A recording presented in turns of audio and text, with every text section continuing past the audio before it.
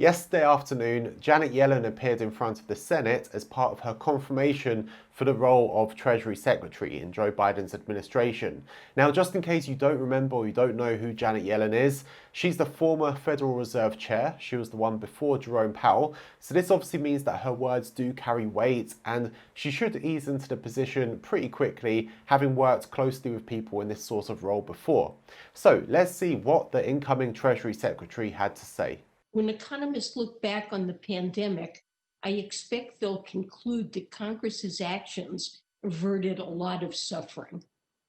But more must be done. Economists don't always agree, but I think there is a consensus now. Without further action, we risk a longer, more painful recession now and longer-term scarring of the economy later. The pandemic has caused widespread devastation.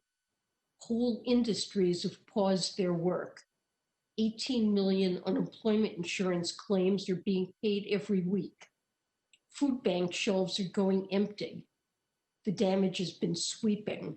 And as the president-elect said last Thursday, our response must be too. Over the next few months, we're going to need more aid to distribute the vaccine, to reopen schools, to help states keep firefighters and teachers on the job. We'll need more funding to make sure unemployment insurance checks still go out, and to help families who are at risk of going hungry or losing the roof over their heads. Neither the president-elect nor I proposed this relief package without an appreciation for the country's debt burden. But right now, with interest rates at historic lows, the smartest thing we can do is act big.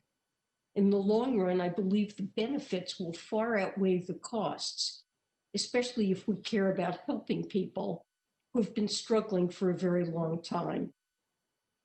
People worry about a K-shaped recovery, but well before COVID-19 infected a single American, we were living in a K-shaped economy, one where wealth built upon wealth, while working families fell farther and farther behind. This is especially true for people of color. At the Fed, I became accustomed to the institution's dual mandate to promote stable prices and maximum employment. As Treasury Secretary, I think there will be a dual mission too, helping Americans endure the final months of this pandemic, keeping people safe while getting them back to work.